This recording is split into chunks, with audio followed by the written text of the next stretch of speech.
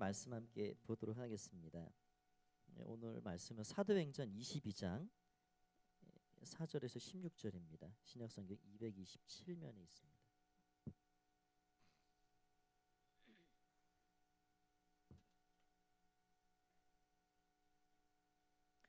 사도행전 22장 4절에서 16절까지 말씀인데요. 제가 한 절 여러분이 한 절 같이 교독으로 읽겠습니다. 내가 이 돌을 박해하여 사람을 죽이기까지 하고 남녀를 결박하여 옥에 넘겼노니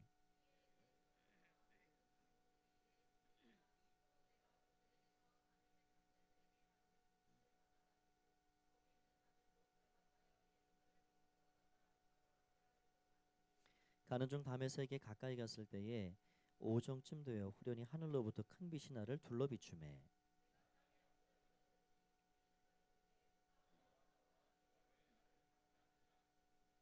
내가 대답하되 주님 누구시니까 하니 이르시되 나는 내가 박해하는 나사렛 예수라 하시더라.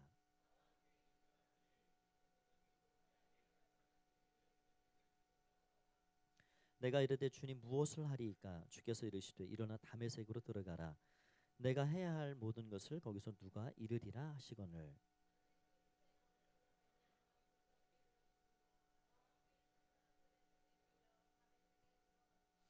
율법에 따라 경건한 사람으로 거기 사는 모든 유대인들에게 칭찬을 듣는 아나니아라는 이가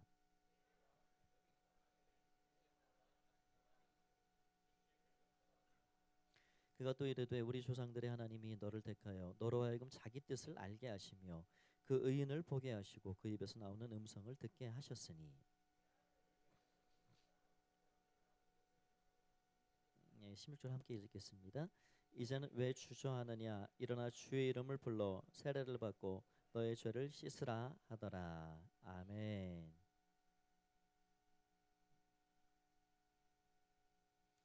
오늘 말씀 제목은 주님 무엇을 하리까라는 제목으로 함께 은혜를 나누고자 합니다. 여러분이 읽어보셨을 분도 계실 텐데 2009년도에 기독교 서적으로 나와서 베스트셀러가 된 책이 한 권이 있습니다. 그 청년 바보 의사라는 책인데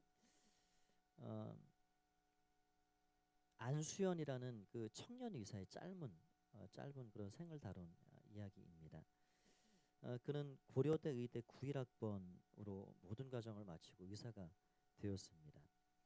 늦은 나이에 군복무를 위해서 군의관이 되었고 그렇게 의사 생활을 몇 년을 하다가 33살이라는 짧은 생을 살고 하나님 품에 안기게 되었습니다. 사실 예수님도 33세를 살고 가셨는데요. 사람이 뭐 길게 오래 사는 게 뭐 중요하다 할 수는 없죠. 짧은 생을 살았지만 그가 남긴 그 삶의 흔적, 그 삶의 울림, 그 삶의 여운은 실로 큰 것이었습니다. 그가 평소에 써놓은 그 글 실력도 있어서 그 글을 좀 바탕으로 해가지고 글을 그리워하는 그런 많은 사람들의 그런 글과 함께 나온 책이 이 책입니다. 그는 당시 영락교회 청년부에서 주님을 신실하게 섬기던 그런 형제였습니다. 그가 왜 바보 이사라 이런 별명을 듣게 되었는가 받게 되었는가 그의 삶 자체가 그의 삶을 이렇게 돌아보면 예수님을 정말 닮은 그런 삶을 살다 간 사람이기 때문입니다. 그가 살아가던 그런 의사로서의 그런 삶을 쭉 몇 가지를 좀 이야기를 해드리면 정말 그는 바보 같은 그런 사람이었습니다. 그를 그래서 참 의사는 정말 저렇게 살아야 돼. 그래서 바보 의사 이렇게도 부르고 참 의사 이렇게도 부릅니다.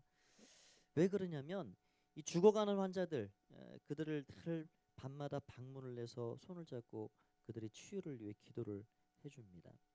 그리고 자기가 치료해 주었던 그 소아 아주 갓난 어린 영아 유아 이런 소아 아이들이 퇴원을 하고 집에 갔어도 이렇게 정이 들었을 거 아니에요. 그러면 생애를 기억했다가 그 집에 케이크를 배달해주고 뭐 그런 일을 2000년도 여러분 기억이 안 나실 것 같은데 2000년도에 의약분업이 그 사태가 아주 크게 있었습니다.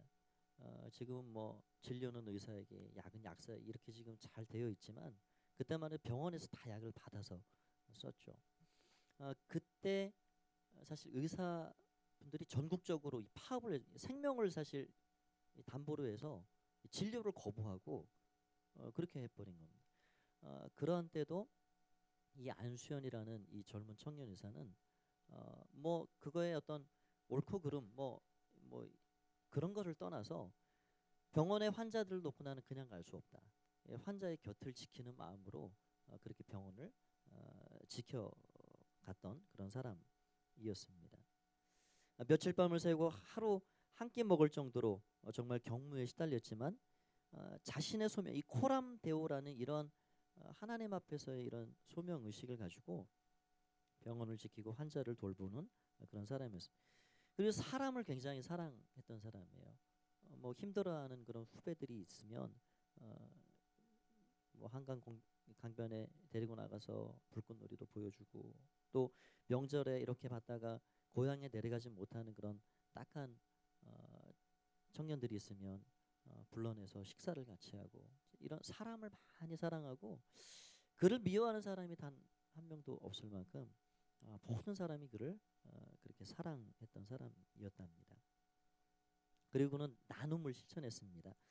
환자들이나 동료들이나 교회 제자들이나 처음 만나는 그 사람들에게 뭐 이런저런 이유가 많지만 그런 이유를 다 해서 이 책을 선물하고 음반을 선물하고 그렇게 했는데, 그게 1년에 나누는 책의 권수가 한 300권 정도 된답니다. 똑같은 책을 나누는 게 아니라 그 사람의 형편과 환경을 잘 고려해서, 그리고 은혜로운 찬양이 담긴 그런 CD들을 가지고 있다가 그 사람에 딱 맞는 기도하고 그런 책과 음반 이런 것들을 선물해서 그것을 통해서 정말 회복과 치유의 역사들을 경험할 수 있도록 그런 나눔의 삶을 살아갔습니다. 그는 무엇보다 또 신실한 청년이었습니다.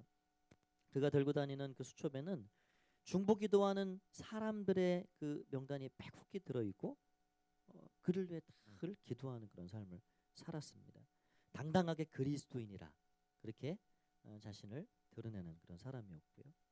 병원장과의 회식 자리에서도 그 입에는 술 한 잔을 대지 않았답니다. 공부가 밀리고 심지어 유급을 당해도 예배와 섬기를 우선하는 정말 주님의 교회, 주님을 위해서 행하는 그 열심이 정말 남달랐던 그런 사람이었던 것 같아요. 또 예수님을 모르는 환자들, 보호자들의 간절한 사랑으로 복음을 전하고, 또 바쁜 의대 생활과 인턴 생활 속에서도 예흔이라는 그 영락교회 청년부 안에 있는 그 찬양팀을 조직해서 찬양을 리드하고, 또 대학부 교사를 하고 성경 공부 리더로 섬기고, 뭐 그런 성경 공부가 늦게까지 끝나면은 또 후배들을 먼 곳까지 차로 태워다 주고 하는. 그러니까 너무 바빠서 너무 주님의 교회를 섬기는 일이 참 바쁘고 해서 연애할 시간도 없는, 주변에서 굉장히 안타까운 사람이 많았다, 이제 이런 증언들이 있습니다. 그가 평소에 썼던 그 아이디가 뭐냐면 스티그마 들어보셨죠? 흔적이라는 뜻입니다. 그가 간절히 염원했던 거는 그런 것 같아요. 내 삶을 통해서 뭔가 흔적이 남았으면 좋겠다. 다른 게 아니겠죠. 예수 그리스도의 흔적이 내 삶을 통해 남겨졌으면 좋겠다. 그러니까 그가 썼던 그 아이디, 그 스티그마 그대로 그는 짧은 생을 마감하고 갔지만 정말 진한 흔적을 남기고 간 사람입니다. 여러분, 사람이 어디서 평가가 내려지는가? 우리가 살아가는 삶 중간중간에도 평가가 있습니다. 뭐 하다못해 우리가 학기를 마치고 시험을 보고 뭐 이렇게 졸업을 하고 뭐 한 단계 올라가고 다 평가를 받는 거예요. 사람 됨을 평가하는 건 뭐 수시로 우리가 평가를 받습니다. 여러분, 우리가 최종적으로 가장 정말 칼날 같은 평가를 받는 그 자리는 죽음의 자리죠. 그 자리에서 들려지는 그 평가는 누구도 피할 수 없습니다. 그러니까 우리 주변에도 많은 사람이 뭐 왔다 가죠. 예, 죽어갑니다. 그런데 그 많은 사람들의 죽음을 이렇게 보면 어떤 사람들은 떠나보내기가 아쉬워요. 멀리 배를 타고 비행기를 타고 제주도, 부산을 가더라도, 아니 먼 타국 땅에 산다 하더라도 그냥 그렇게 보낼 수가 없어서 먼 곳까지 찾아가야만 내가 편하게 그 사람을 보내줄 수 있을 것 같은 그런 사람들이 있습니다. 내가 그 장례식장이라도 한번 가서 가족이라도 얼굴을 보고 영정 사진이라도 봐야지. 그래, 잘 가라. 정말 너의 자리가 그리울 거야. 그런 사람들이 있죠. 근데 어떤 사람들은 어때요? 예, 마음이 시원해진 사람도 있어요. 예, 그놈 잘 죽었다. 예. 여러분 마음에 그런 사람 없죠? 예, 그런 사람들이 있단 말이에요. 그러니까 우리가 이 죽음의 자리에서 받는 평가, 여러분 한번 생각해 보세요. 여러분이 지금 죽음이라는 것이 뭐 너무 아득하고 뭐 지금 당장 생각할 것도 없죠. 그러나 늘 우리가 사는 동안 이 죽음이 언젠가 우리에게 불현듯 찾아올 수 있고, 또 우리는 그 죽음을 향해서 지금 한 걸음 한 걸음 끊임없이 가까이 나가고 있다는 사실을 결코 잊고 살아서는 안 됩니다. 여러분 한번 생각해. 내가 지금 오늘 이 순간 내 생을 마감한다 그러면 내 자리는 무엇이 남아 있을까? 과연 내 그 빈자리를 그리워하면서 나를 떠나보내기 싫은 사람들이 내 주변에 있을까? 나를 기억할 만한 사람이 있을까? 그걸 늘 잊고 살면 안 된다는 거예요. 늘 기억하고, 그래서 오늘 하루의 삶을 가치 있게 살아가야 한다는 것입니다. 이 바보 의사 안수연, 그는 정말 사람들 마음에 진한 자국을 남기고 갔습니다. 그래서 그 자국은 그로 인해서 도전을 받았던 그의 동료들, 제자들, 그 삶을 통해서 또 다른 사람들에게 그 안수연이 남기고 갔던 그 삶의 그런 진한 향기들을 또 건네는 그런 사람이었습니다. 이 바보의사, 그 청년 바보의사, 이 책을 엮은 그 작가가 이 책을 다 쓰고 마지막에 이런 멋진 글로 이 책을 마무리하는데요. 이런 말을 했습니다. 그는 부재 중이지만 그의 사역은 진행 중입니다. 인간의 눈으로 보면 그의 인생은 미완성 교향곡으로 끝났습니다. 그러나 주님은 그를 명반으로 남기셨습니다. 지금도요, LP판 아시죠? 큰 LP판이 있어요. 지금은 뭐 CD도 찾기 구경하기 어려운 시대가 됐지만 LP판 명곡이 담긴 그 쾌쾌 묵은 그 수십 년 된 LP판, 그게 지금 가치가 있는 거죠. 그런 정말 세월은 가고 많이 무거워졌지만 정말 무게감 있고 가치와 의미가 담긴 그런 명반과 같이 하나님 앞에 살아갔다는 거예요. 여러분, 우리가 이 땅에 살아가는 동안 내가 무엇을 하며 살아가야 할지 늘 우리는 그 고민을 해야 합니다. 이 프랑스의 계몽주의 사상가인 루소는 그런 말을 했습니다. 사람은 두 번 태어난다. 한 번은 존재하기 위해 태어나고 또 한 번 일하기 위해 태어난다. 때문에 사람은 자기 사명을 발견하기까지는 사는 것이 아니다 라고 말했습니다. 내가 무엇하며 이 땅을 살아가는, 나에게 맡겨주신 사명은 무엇인가? 우리가 그 사명을 발견하고 사명을 따라 살아가는 삶이 되어야 된다는 것이죠. 그런 사람이 바로 쓰임받는 인생입니다. 사람은 누구나 인정받기 원하고 또 꼭 필요한 사람이 되길 원합니다. 그래서 쓰임받기 원하죠. 우리의 삶이 정말 하나님께서 인정하시고 하나님께 쓰임받는 인생으로 산다는 것이 얼마나 그래서 영광스럽고 얼마나 기쁜 일인지 우리는 늘 기억해야죠. 오늘 읽은 이 본문 속에서 이 사도 바울이 자기 증언을 하고 있습니다.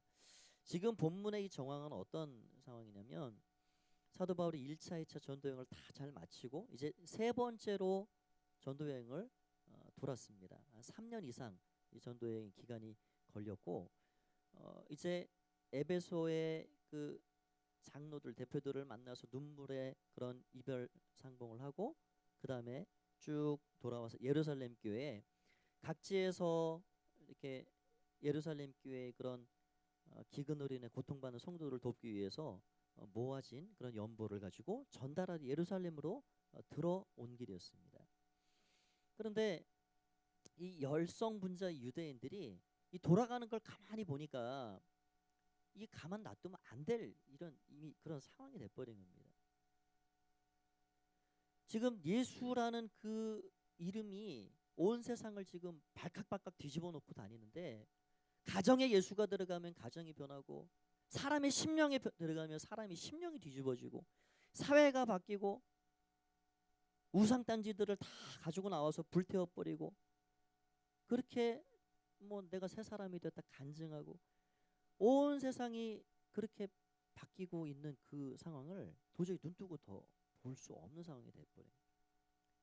그 중심에 그 예수 그리스도, 그 예수라는 사람을 누가 지금 전하고 있느냐? 이 바울이라는 사람이 죽음을 두려워하지 않고 지금 뭐 곳곳을 다니면서 전하고 있습니다.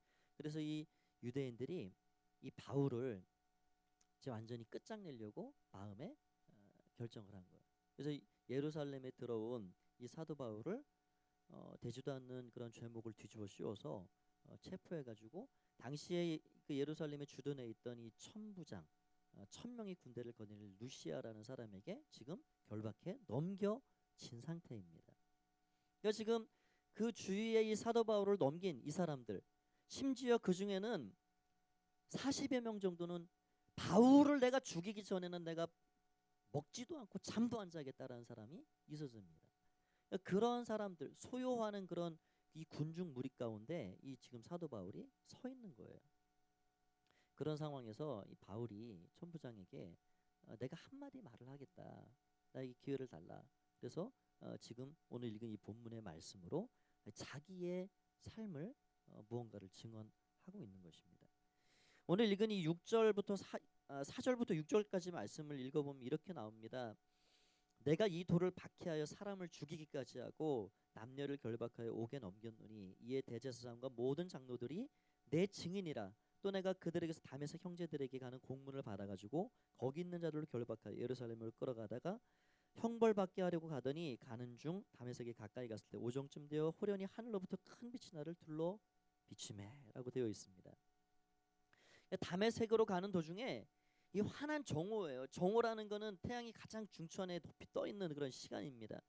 이런 환한 대낮에 이 정오에 떠 있는 태양이 무색할 만큼 번쩍이는 그런 섬광과 같이 뭔가 번쩍이더니 그 섬광 속에서 어떤 음성이 들렸다는 거예요. 그러니까 무슨 음성이냐? 사울아 사울아, 내가 왜 나를 핍박하느냐? 그 소리를 듣고 이 바울이 무슨 얘기를 하냐면, 주님 누구십니까? 이 얘기를 하는 거예요. 오늘 읽은 본문에는 이 두 가지, 이 사울이라는 사람의 이 두 가지 질문이 나옵니다. 그 두 가지 질문 중에 첫 번째가 주님 누구십니까예요. 어떻게 보면 이 두 가지 질문은 우리 인생이 살아가는 동안 가장 이거보다 더 큰 질문이 있을까 싶을 만큼 가장 큰 질문입니다. 주님 누구십니까? 그럼 저를 한번 따라서 해보세요. 주님 누구십니까? 사람이 사는 동안 반드시 우리는 이 진지한 질문 앞에 마주서야 합니다. 어찌 보면 이 질문은 우리 인생 앞에 놓여 있는 가장 큰 질문이라 할 수 있습니다. 주님, 당신은 누구십니까? 여러분에게 있어서 예수 그분은 누구십니까? 여러분에게 있어서 예수 그분의 의미는 무엇입니까? 여러분이 곰곰이 이 질문 앞에 대답해 본 일이 있는가? 하나님 그게 궁금하신 거예요. 예수님께서 공생애 3년을 사시면서 마지막 얼마 남겨놓지 않고 이 12제자를 데리고 가이사랴 빌립보라는 지방에 가서 물었습니다. 얘들아, 사람들이 날 누구라 하느냐? 얘 더러는 세례 요한, 더러는 엘리야, 더러는 선지자 중에 하나랍니다. 그래 그래 알겠다. 그거는 됐고, 그럼 너희는 나를 누구라 하느냐? 너희는 나를 누구라 하느냐? 딴 사람이 얘기하는 그 고백, 그거 말고 베드로 너, 요한 너, 너희는 날 누구라 하느냐? 그거를 듣고 싶으셨던 거예요. 우리는 그 질문 앞에 진지하게 답을 해야 합니다. 주님은 내 인생의 길이십니다. 주님은 내 인생의 목적이십니다. 여러분들 나름대로의 그 고백을 하나님 앞에 올려드려야겠죠. 여러분 하나님을 얼마만큼 알고 계십니까? 예수님을 얼마만큼 알고 계십니까? 구약 시대를 살았던 많은 그런 이스라엘 백성들의 삶을 보면 하나님 너무 몰랐어요. 이 백성이 지식이 없으므로 망하는도다. 그래서 호세아를 통해서 호세아 선지자를 통해 간절히 외친 그 하나님의 음성이 뭐냐면 너희는 여호와를 알라. 알되 힘써 알라. 나를 좀 알았으면 좋겠다. 나를 좀 제발 좀 알았으면 좋겠다. 그게 하나님의 간절한 외침이고 말씀이었습니다. 그리고 우리가 하나님의 뜻을 행하고 살아가려면 하나님을 알아야죠. 우리가 사람을 서로 사랑하고 살아가는 것도 마찬가지입니다. 어떤 사람을 사랑하려고 하는데 그 사람을 너무 모른다. 사랑이 안 되죠. 그 사람을 알 때 그 사람이 좋아하는 게 뭐고 싫어하는 게 뭐고 그 사람의 성격 기질 이런 타입이 뭔지 그거를 잘 알 때 거기에서 사랑이 싹 트는 거죠. 사랑이 깊어진다는 거는 점점 그걸 아는 것입니다. 아는 거. 우린 자꾸 알아가야 됩니다. 우리가 하나님 섬기는 것도 마찬가지죠. 조지 트롯이라는 그런 사람이 그런 말을 했습니다. 하나님을 아는 지식이 가장 큰 지식이다. 여러분 우리가 이 세상의 지식을 다 섭렵해도 하나님이 이 세상을 이처럼 사랑하시고 예수 그리스도가 우리의 이 인류의 구세주라는 사실을 알지 못하면 그 지식에는 생명이 없는 것입니다. 하나님 살아계심과 예수가 그리스도이신 것을 명확히 알고 그 명확한 생명의 지식 위에 여러 가지 것들을 더 쌓아 올라갈 때 거기에 생명이 살아나는 역사들이 있다는 것이죠. 여러분 그래서 우리는 먼저 주님 누구십니까? 주님 나에게 어떤 의미이십니까? 여러분 자신에게 스스로 깊이 질문을 해봐야 됩니다. 자, 사도 바울이 두 번째 질문으로 이어갑니다. 본문 9절 10절을 한번 같이 한번 읽어보겠습니다. 9절 10절입니다. 성경책 같이 보시고 읽을까요? 자 시작. 나와 함께 있는 사람들의 빛은 보면서도 내가 이르되 주님 무엇을 하리이까? 주께서 이르시되 일어나 다메섹으로 들어가라. 내가 해야 할 모든 것을 거기서 누가 이르리라 하시거늘. 그렇습니다. 큰 광채 속에서 주님이 누구이신지 하늘에서 들리는 그 음성으로 그분이 부활하신 예수님, 자기가 그토록 그 예수 믿는 사람들을 잡아 옥에 가두고 죽이고 그렇게 지금 아주 열성분자가 돼가지고 그렇게 씨를 말리려고 하는 그 예수, 그 부활하신 예수님이 지금 자기가 나타난 거예요. 그 주님이라는 것을 알게 됐습니다. 그런 다음에 사도 바울이 던진 두 번째 질문이 뭐냐면 주님 무엇을 하리이까? 한번 저를 다시 한번 따라서 해보세요. 주님 무엇을 하리이까? 여러분 다시 한번 여러분에게 질문해 봅니다. 여러분 여러분의 삶을 진지하게 드리는 마음으로 주님께 그렇게 여쭤보신 일이 있으십니까? 주님 제가 무엇을 해야 하겠습니까? 세상을 살아가는 사람들의 삶을 여러 가지로 뭐 구분해 볼 수 있지만 저는 이렇게 오늘 말씀에 엿대어 보면은 딱 두 가지로 이렇게 구분이 되어집니다. 자신의 삶의 의미와 가치를 간직한 채 이 사명을 따라 살아가는 사람들이 있고요. 다른 부류는 그 반대입니다. 자신의 삶의 의미와 가치를 알지 못하고 사명이 무엇인지 알지 못하고 자신의 목적을 추구하며 살아가는 삶입니다. 여러분은 어느 쪽에 더 가깝습니까? 지금 여러분의 인생을 이끌고 가는 그 거대한 힘은 무엇입니까? 여러분의 삶의 이 방향의 조종대를 움직이는 것은 무엇입니까? 여러분의 목표입니까? 여러분의 꿈입니까? 여러분 자신입니까?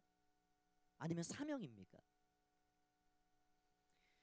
여러분이 지금 아름답고 거대한 우주의 창조자, 역사를 섭리하시는 그 거룩한 손에 의해 쓰임받고 쓰임받는 삶을 살고 있으십니까? 아니 지금은 미약하지만 그렇게 하나님의 손에 의해 쓰임받는 의미 있는 삶이 되기 위해서 지금 준비하는 중에 있습니까? 여러분 지금 이 시간은 우리에게 다시 오지 않을 너무나도 귀한 시간입니다. 시간조차도 우리의 것이 아니죠.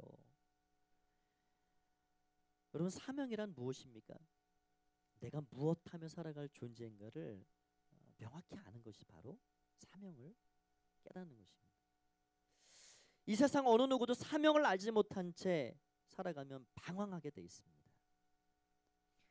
우리가 부활주일 몇 주 전에 보냈는데 부활하신 예수님을 만났음에도 불구하고 베드로가 사명을 깨닫지 못했어요. 방황하고 있죠. 그냥 내가 무엇 할지 모르는 거예요. 배도 고프고 뭐 가만히 있자니 심심하기도 하고 얘들아 물고기나 잡으러 가자. 지금 베드로가 그거 하고 있을 때가 아니죠. 부활하신 예수님 만났는데 사명을 깨닫지 못하면 인생은 방황하게 돼 있어요. 다시 그것까지 예수님 찾아가셔서 나를 따르라. 내가 나를 사랑하느냐. 내가 사람 나눈 업으로 나를 따르라. 말씀하시는 거죠. 여러분 사명을 가지고 물고기를 잡는 사람하고 사명을 모른 채 물고기를 잡는 사람하고는 너무너무 다른 거예요. 사명감을 가지고 직장을 다니는 것하고 먹고 살기 위해 월급 받기 위해 직장 생활하는 거 너무너무 다르죠. 사명을 위해서 내가 지금 학업을 감당하고 내가 힘들지만 고되지만 지금 내게 맡겨주신 일을 감당해내려고 노력하고 사는 사람과 그러지 않고 억지로 하는 사람하고는 너무너무 다른 거예요. 여러분 진정한 성공이 무엇이라고 생각합니까?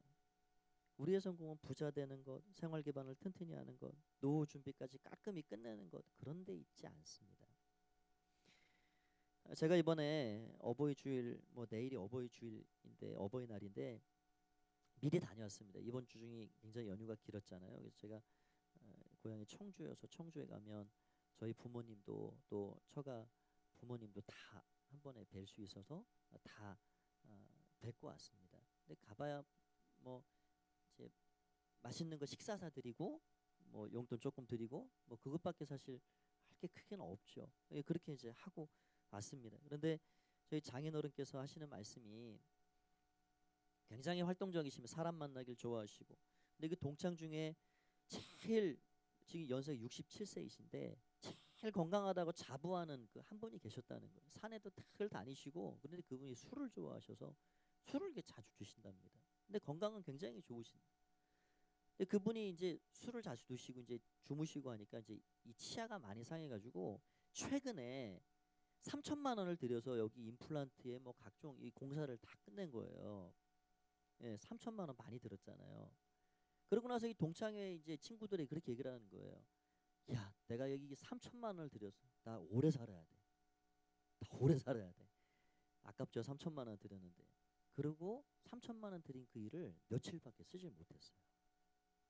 예, 주무시다가 그냥 가셨습니다. 그러니까 우리가 인생을 위해서 준비한다는 게 뭘까 생각이 들죠. 이 땅에는 영원한 것도 있고 순간적인 것도 있습니다. 이 땅에는요 썩을 것도 있고 썩지 않을 것도 있습니다. 이 땅에는 하나님이 인정하시는 것이 있고 그렇지 않은 것도 있어요. 여러분은 무엇을 위해 그토록 땀 흘리고 노력하고 살아가는가?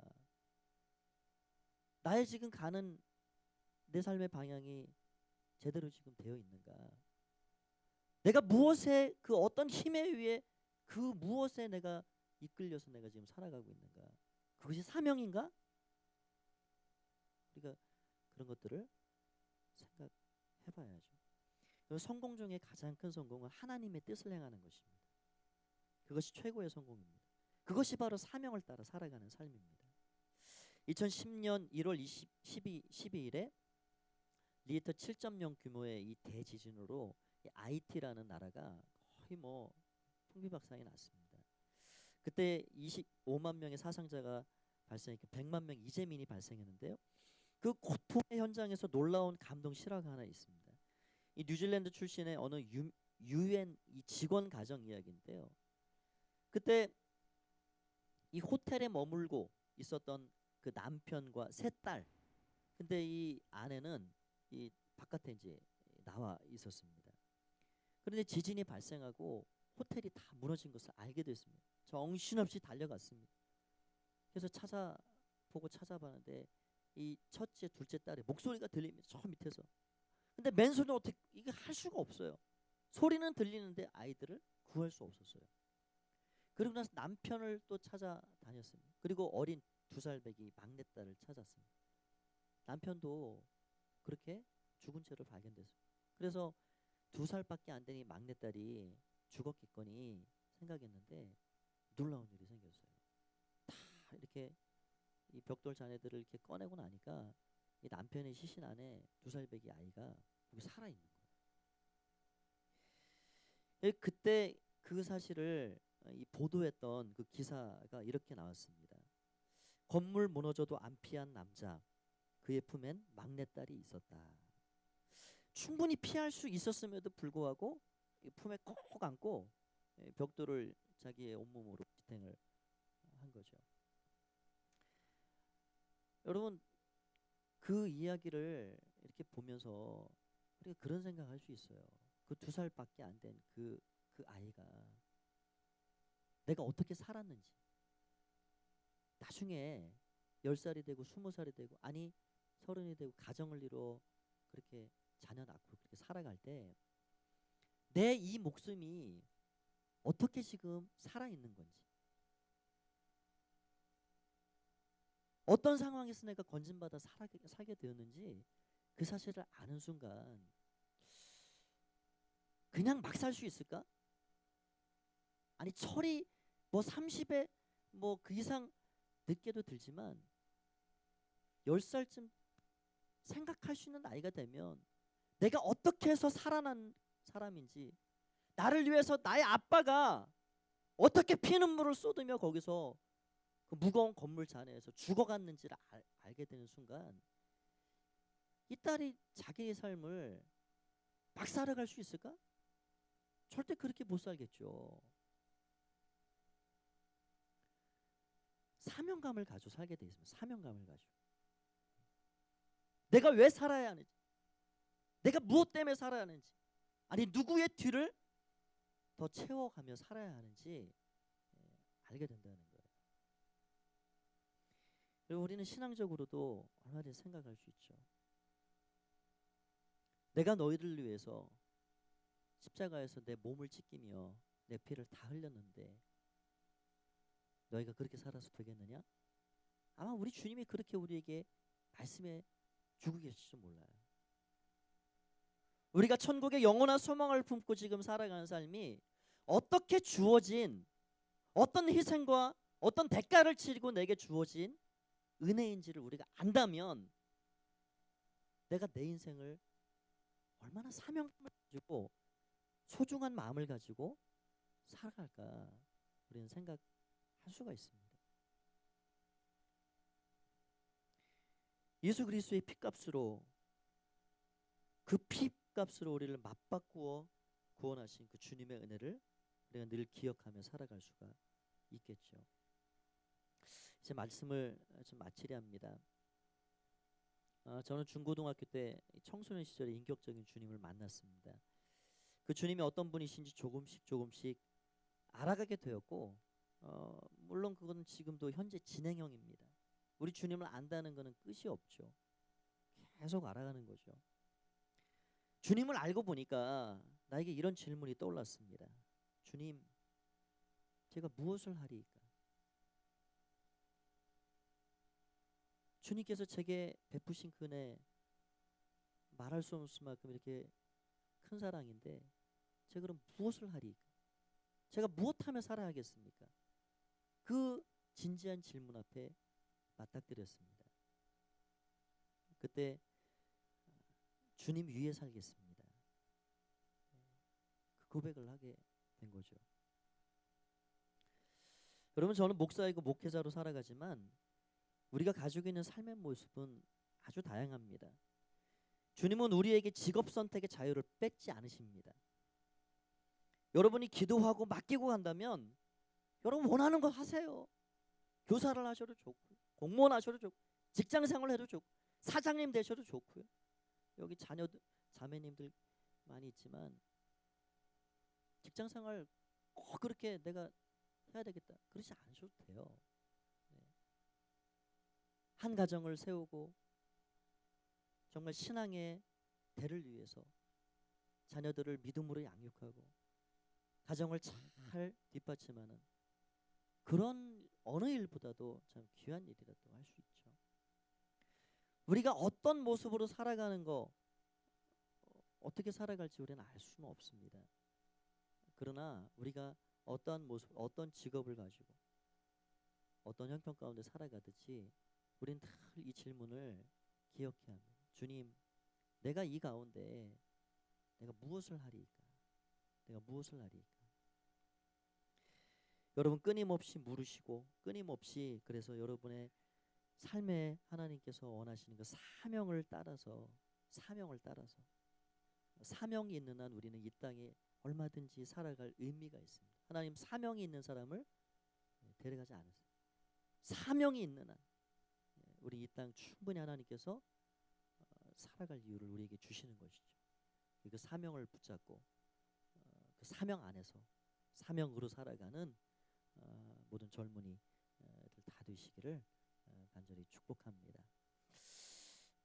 우리 찬양 한 곡 하겠습니다. 사명이라는 찬양인데요. 좀 이렇게 무게가 있는 찬양이에요. 그렇지만 오늘 말씀 붙잡고 이렇게 한번 말씀 기억하면서 찬양 드렸으면 좋겠습니다. 주님은 사명으로 이 땅에 오셨고 사명 때문에 죽으셨죠. 사명을 따라 살아간 분이 우리 주님이십니다.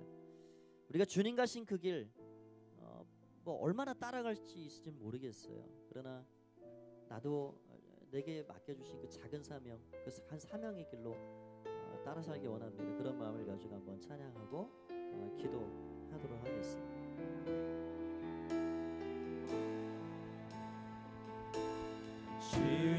주님이 홀로 가신 그 길 나도 따라가오. 모든 물과 피를 흘리신 그 길을 나도 험한 삶도 나는 괜찮소. 바다 끝이라도 나는 괜찮소. 죽어가는 저들을 위해 나를 버리길 바라오. 아버지 나를 보내들오. 나는 달려가겠소.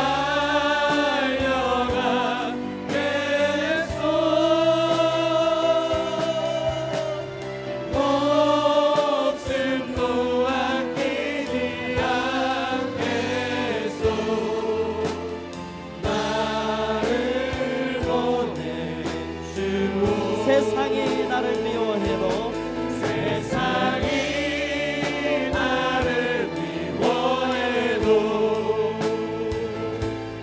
나는 사랑하겠소.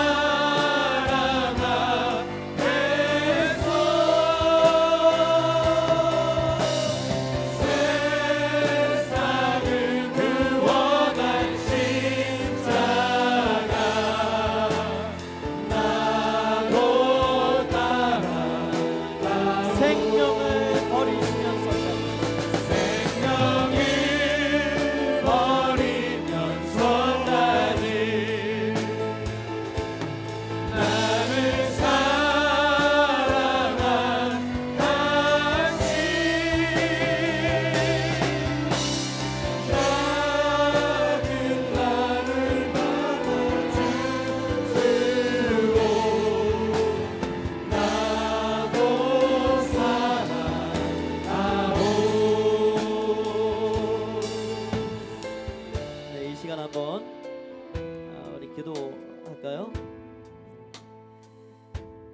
하나님께서 여러분에게 정말 보배로운 그런 뜻들을 다 가지고 계십니다. 여러분, 이 진지한 두 가지 질문, 우리 예수님 충분히 많이 알고 계실 것입니다. 그러나 더 한번 깊이 질문해 보십시오. 주님 누구십니까? 나에게 주님은 누구이십니까? 내가 주님 무엇하며 살아야겠습니까? 여러분 일생일대에 이 두 가지 깊은 질문을 가지고 사명을 따라 살아가는, 사명으로 살아가는 그런 하나님의 사람으로 살기를 소원하는 마음으로 모든 것들을 맡기는 마음으로 이 시간 한번 기도하겠습니다. 다 같이 기도합니다.